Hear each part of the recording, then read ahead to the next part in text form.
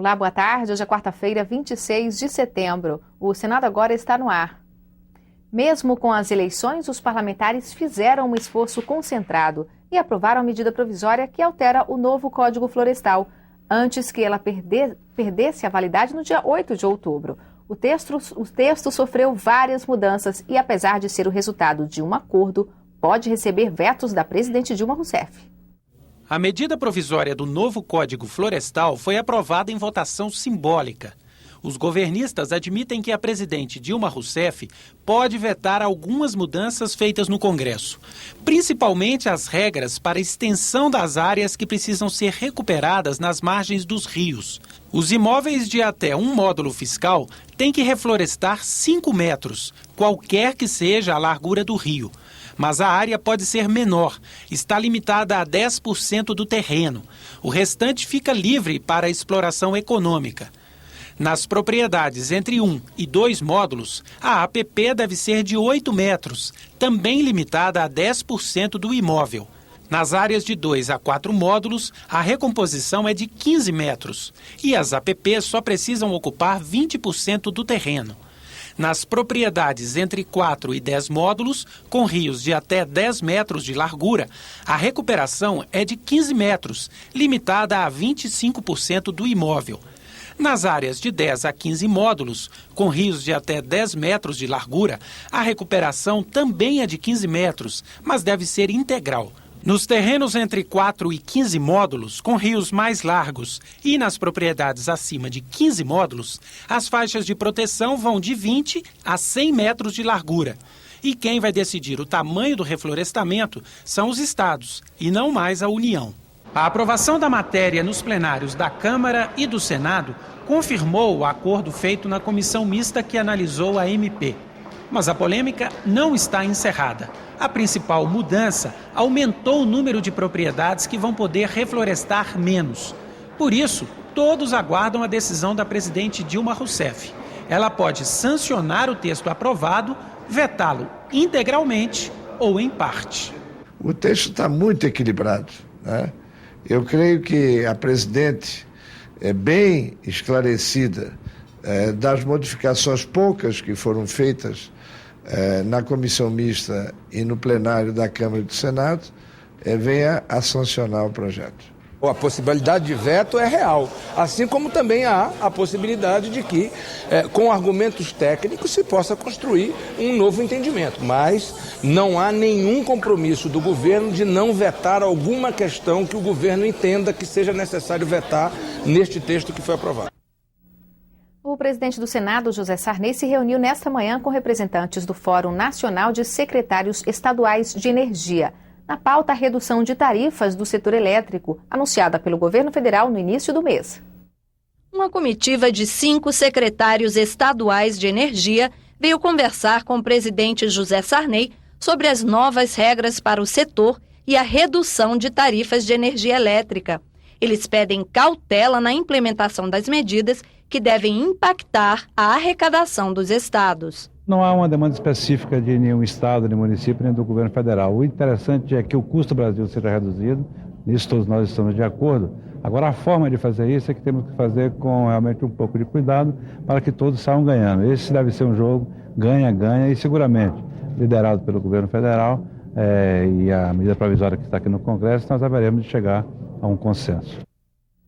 A Comissão de Deputados e Senadores encarregada de analisar a medida provisória que trata da redução das tarifas de energia ainda será instalada. Os senadores só vão decidir sobre a indicação de Teori Zavascki para o Supremo Tribunal Federal depois das eleições de 7 de outubro. Ontem, a Comissão de Constituição e Justiça até começou a sabatinar Zavascki, mas a reunião foi suspensa. A sabatina do juiz Teori Zavascki, marcada há 15 dias, começou com reclamações de alguns senadores.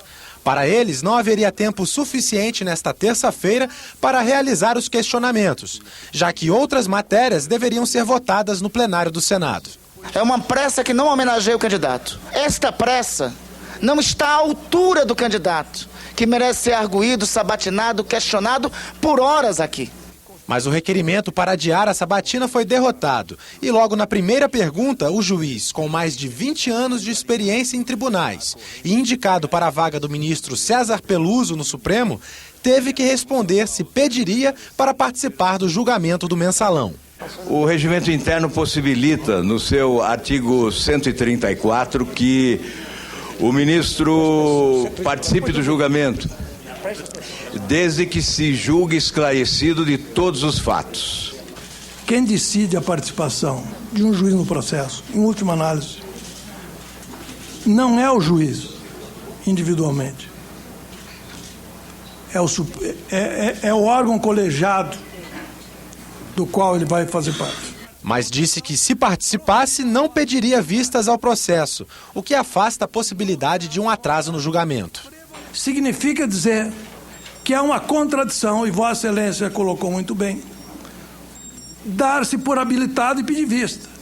Em perguntas sobre lavagem de dinheiro, crimes contra a administração pública e corrupção, o sabatinado preferiu não comentar os temas, segundo ele, ligados ao mensalão. Eu vejo que muitas delas também se referem a questões que estão em julgamento específico no Supremo Tribunal Federal. Eu vou pedir licença para me escusar de responder, porque isso, além de ferir uma regra específica da Lei Orgânica da Magistratura, eventualmente, se eu for aprovado pelo Senado, me impediria de votar a respeito da matéria. Adiantou apenas uma opinião. Para ele, parlamentares condenados criminalmente pelo Supremo não perdem automaticamente seus mandatos. A cassação dependeria de um processo ou na Câmara ou no Senado.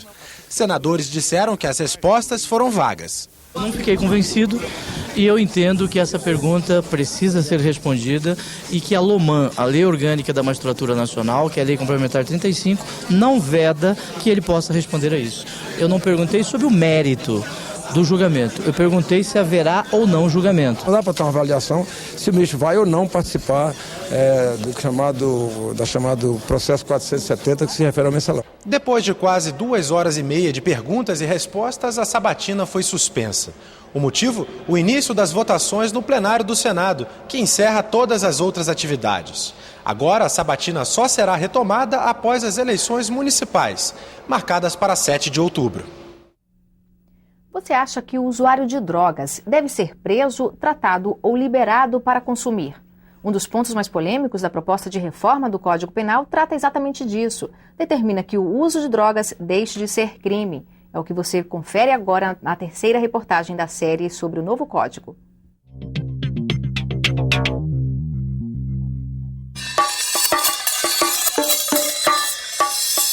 Este universitário, que pediu para não ser identificado, falou sobre a experiência de anos consumindo maconha, entorpecente mais usado no país. O jovem de apenas 22 anos acha importante que o usuário tenha o direito de consumir drogas sem ser considerado criminoso. Não prejudica, assim. Eu consigo conciliar com o meu tempo, eu consigo conciliar a droga com os estudos, com o trabalho, com família.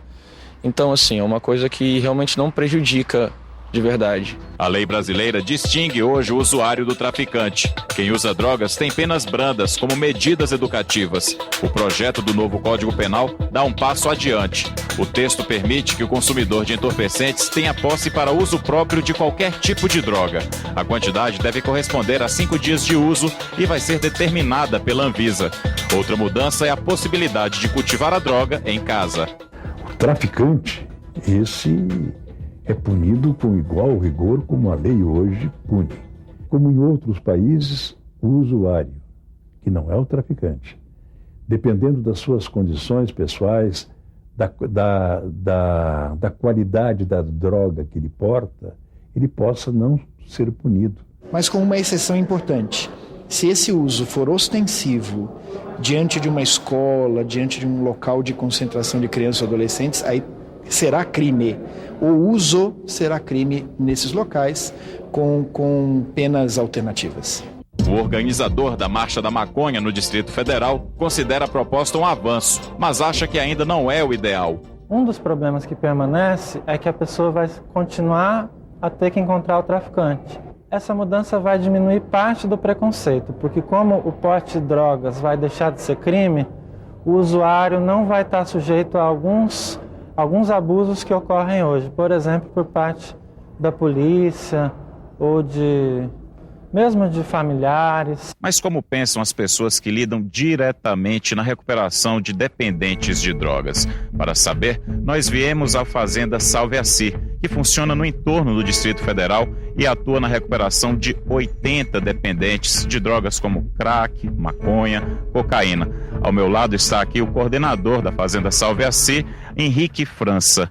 Henrique, na sua visão, é positiva essa mudança no Código Penal com relação ao usuário de drogas? Eu acredito que não. Não pode descriminalizar a droga pelo simples fato de que hoje ela já é utilizada na frente de escolas, de colégios, né? Como se não fosse proibido, né? Se descriminalizar, onde mais ela será consumida, né? Que impacto vai causar nas nossas crianças, né?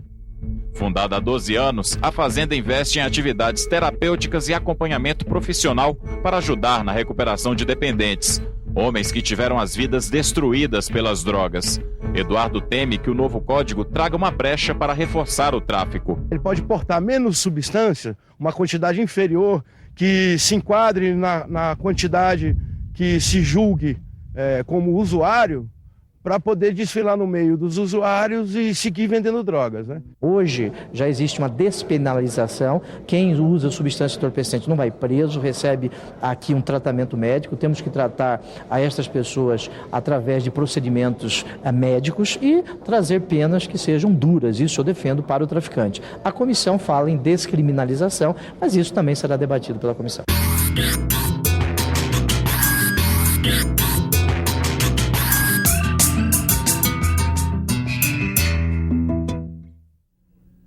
Amanhã, na penúltima reportagem da série, você vai conhecer as propostas de mudança no Código Penal para ajudar a combater a discriminação e o preconceito. O Senado agora termina aqui. Veja a seguir ao vivo a sessão plenária. Uma boa tarde, até amanhã.